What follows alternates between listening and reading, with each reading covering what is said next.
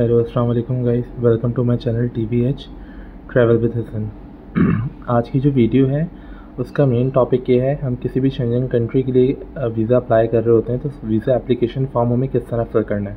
तो आज हम आपको बताएंगे कि वीज़ा एप्लीकेशन फॉर्म आपको किस तरह फिल करना है। ठीक है, अभी हम जो कवर कर रहे हैं वो स्पेन को कवर कर रहे हैं, तो हम स्पेन की बात करेंगे। तो उसका सीधा सा प्रोसीजर है, आप BLS लिखेंगे, BLS स्पेन। यहाँ की इनकी ऑफिशियल साइट खुल जाएगी।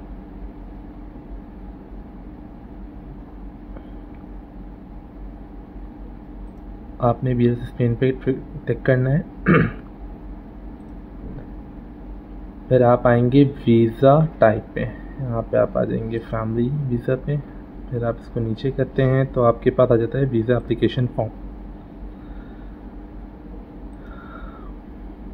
यहाँ से वीज़ा एप्लीकेशन फॉर्म डाउनलोड कर लेंगे। मैं आपको डायरेक्ट दिखा देता हूँ, यहाँ पे डाउनलोड होके नेक्स्ट पेज पे आ जाएगा। ये वीज़ा फॉर्म कैसा दिखता है? ये वीज़ा फॉर्म कुछ इस तरह का दिखता है। ठीक है, तो अब हम इसको स्टार्ट करते हैं कि हमें वीज़ा फॉर्म फिल किस तरह करना है। ठीक है, यहाँ पे सबसे पहले यहाँ पे आपकी पिक्चर आ जाएगी, जो रिक्वायरमेंट है पिक्चर की। वहाँ पे आप पिक्चर अपनी लेके जाएंगे BLS के ऑफिस, तो वहाँ पे एज़ पर रिक्वायरमेंट आपकी पिक्चर चाहिए होती है, वो आप लगाएंगे। अब हम देखते हैं कि हम इस फॉर्म को फिल कैसे करना है। ठीक है, सबसे पहले है सरनेम। सरनेम वो नेम होता है जो आपके आखिर का जो नाम होता है, जो आपकी वल्दियत होती है। जैसे कि यहाँ पे खान लिखा है, ठीक है, सरनेम में आपने अपने वालिद का नाम लिखना है। ठीक है, फिर जो सेकंड ऑप्शन है सरनेम एट बर्थ, यहाँ ये अमूमन हम खाली छोड़ देते हैं क्योंकि इसकी ज़रूरत नहीं होती। जो थर्ड पे है, फिर वहाँ पे मेंशन है गिवन नेम। गिवन नेम में आपको अपना स्टार्टिंग नाम लिखना होता है, जैसे कि मोहम्मद आसिम। ठीक है, और जो खान है वो इनके वालिद का नाम है, यहाँ पे जो हमने सरनेम में लिखा है। ठीक है, वो खान में आएगा, और जो इनका नाम है वो मोहम्मद आसिम है। तो हमने इनका जो नेम है वो यहाँ पे लिखा है, और सरनेम जो हमें सबसे ऊपर लिखना है। ये दो चीज़ हो जाती हैं। फिर चौथी चीज़ ये होती है कि डेट ऑफ बर्थ। फिर आप इस जगह पे जो रेड हाईलाइटेड आपको एरिया नज़र आ रहा है, यहाँ पे आप अपनी डेट ऑफ बर्थ लिखते हैं। ठीक है, पांचवा जो आपकी चीज़ है वो प्लेस ऑफ बर्थ, आप किस जगह में पैदा हुए हैं। तो हम यहाँ पे कराची से अप्लाई कर रहे हैं, तो हम कराची की बात करेंगे, कराची पाकिस्तान। फिर छठा है कि किस कंट्री में पैदा हुए, तो आपको यहाँ पे लिखना है पाकिस्तान अगेन। फिर वो पूछता है कि कौन सी अभी आपका करंट नेशनैलिटी है। आप पाकिस्तान से अप्लाई करें तो डेफिनेटली आपके पास पाकिस्तान की नेशनैलिटी होगी। फिर यहाँ पे एक सवाल आता है, फिर ये पूछ रहा है कि कोई ऐसी नेशनैलिटी कि आपके पास मल्टीपल नेशनैलिटी हो या आपके पास ड्यूल नेशनैलिटी हो। अगर आप कहीं और पैदा हुए और कहीं और रह रहे हो तो फिर वहाँ पे आप इस तरह लिखेंगे। लेकिन अभी हमारे केस में हम पाकिस्तान में पैदा हुए हैं, तो हम जैसे इसको नॉट एप्लीकेबल कर देंगे, हमारे लिए ये नहीं है। ठीक है, फिर पॉइंट नंबर 8 में पूछता है कि आप मेल हैं या फीमेल। तो हम यहाँ पे मेल के लिए अप्लाई कर रहे हैं, एप्लीकेंट पाकिस्तान में है, तो हमने यहाँ पे मेल कर दिया। ठीक है, फिर पॉइंट नंबर 9 मैरिटल स्टेटस पूछ रहा है, क्योंकि हम ये स्पाउस वीज़ा के लिए हम ये इस फॉर्म को फिल कर रहे हैं, तो आप यहाँ पे करेंगे मैरिड पे। ठीक है, आपको यहाँ पर टिक करना है, तो आप ये मैरिड पे ऑप्शन पर टिक करेंगे।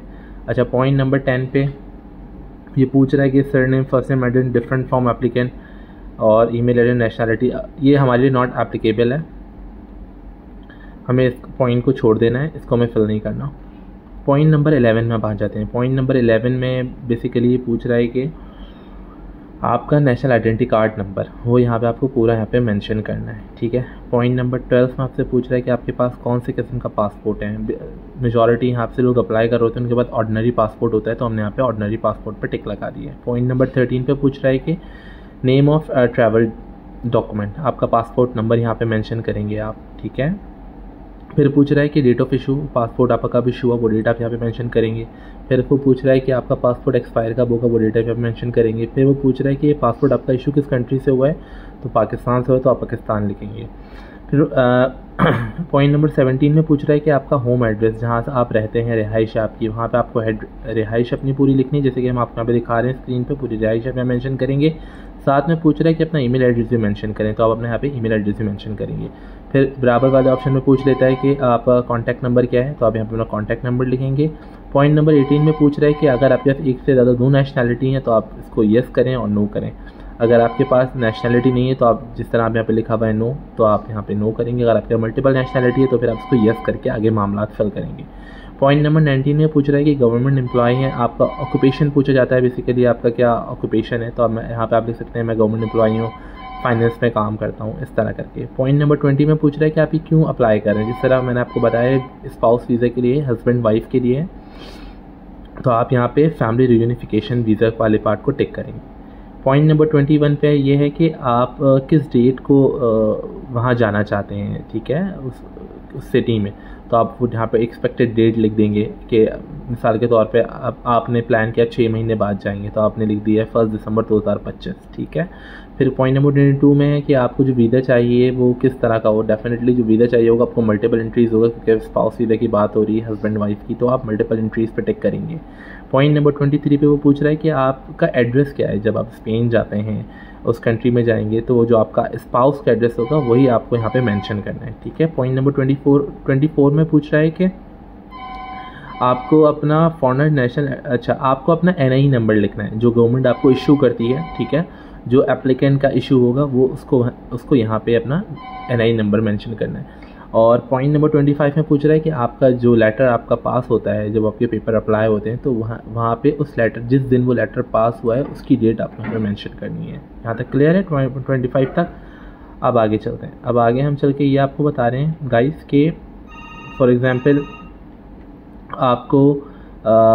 आपका स्पाउस वहाँ पे है, ठीक है। अब आपके स्पाउस की डिटेल यहाँ पे हम डाल रहे हैं, जो कि बाहर मुल्क में, जो कि स्पेन में, जैसे आपको बताया है हम आपके लिए स्पेन के लिए अप्लाई कर रहे हैं। तो वहाँ पे आप लिखेंगे कि उस जो आपका स्पाउस बाहर रहती है उसका नाम आप लिख देंगे कि वो आपको स्पॉन्सर कर रही है, बुला रही है, सॉरी स्पॉन्सर नहीं, आपको स्पाउस वीज़ा पे बुला रही है। तो आप यहाँ पे लिख देंगे कि उनका नाम किंजा फातिमा है। फिर वो पूछ रहे हैं कि वीज़ा वो जो आपका अप्लाई कर रहे हैं उससे आपका रिलेशन क्या है, तो आप यहाँ पे बताएंगे स्पाउस है वो आपका, ठीक है, हस्बैंड वाइफ है। फिर पॉइंट नंबर में डेट ऑफ बर्थ की बात हो रही है कि जो आपका स्पाउस उसकी डेट ऑफ बर्थ क्या है वो यहाँ पे आप मेंशन कर देंगे सारे मामला। फिर वो पूछ रहे हैं आपका स्पाउस जो है वो उसकी नेशनलिटी क्या है। डेफिनेटली वो पाकिस्तान से आपका स्पाउस गया तो उसकी नेशनलिटी तो पाकिस्तानी ही होगी, ठीक है। अगर उसको वहाँ का पासपोर्ट मिल गया तो फिर यहाँ पे उस हिसाब से आप लिखेंगे। अगर वो स्पेन में है तो फिर यहाँ पे आप स्पेन लिख देंगे। लेकिन अभी आपका बताने के लिए, अगर उनके पास नेशनलिटी नहीं, रेजिडेंसी पे वो आपको बुला रहे हैं, तो उनकी नेशनलिटी डेफिनेटली पाकिस्तान की होगी, तो आप यहाँ पे पाकिस्तान लिखेंगे। फिर आगे वो पूछ रहे हैं ID कार्ड नंबर। यहाँ पे आप उनका जो ट्रैवल डॉक्यूमेंट नंबर, जो उनका पासपोर्ट नंबर है, वो आप यहाँ पे ये मेंशन कर देंगे अपने स्पाउस का। फिर ये पूछ रहे हैं कि स्पाउस का एड्रेस क्या है। तो जैसा एड्रेस आपने ऊपर लिखा, आप जब वहाँ पे जाएंगे, जो एड्रेस आप जिस एड्रेस पे रहेंगे अपने स्पाउस का, वही एड्रेस आपको ऊपर से कॉपी पेस्ट करके यहाँ लिख देना है। फिर पॉइंट नंबर ये है कि टेलीफोन नंबर वो मांग रहे हैं, जो आपका स्पेन में जो भी रिलेटिव रहता है उसका आप यहाँ पे नंबर लिख देंगे। 1 या 2 नंबर लिख सकते हैं कि अगर एक पे कॉल ना उठाएं तो दूसरे पे रब्ता हो सके। फिर पॉइंट नंबर नेक्स्ट है कि ईमेल एड्रेस, आपके अपने स्पाउस का ईमेल एड्रेस लिख दें। जैसे यहाँ पे आसम फातिमा 99@yahoo.com लिखा हुआ है, ठीक है। पॉइंट नंबर 7 हमारे यहाँ पे हम इसको डिस्कस नहीं करेंगे क्योंकि ये स्टूडेंट से रिलेटेड है और वर्क परमिट से रिलेटेड है। अभी हम बात कर रहे हैं सिर्फ स्पाउस की, तो आपको सिर्फ वही सारे पॉइंट बता रहे हैं।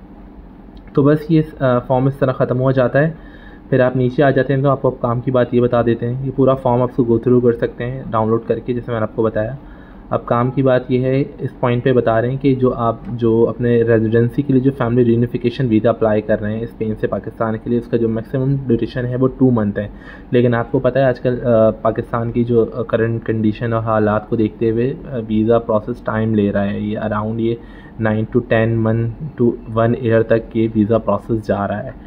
मैंने कहा मैं इंपॉर्टेंट पॉइंट आपको बता दूं यहाँ पे, लेकिन उन्होंने मेंशन किया वीज़ा एप्लीकेशन पे कि 2 माह में आपको वीज़ा मिल जाएगा मैक्सिमम। लेकिन ऐसा अभी रियल में ऐसा पॉसिबल नहीं है। मिनिमम 1 ईयर तक ये प्रोसेस आपका कवर हो रहा है।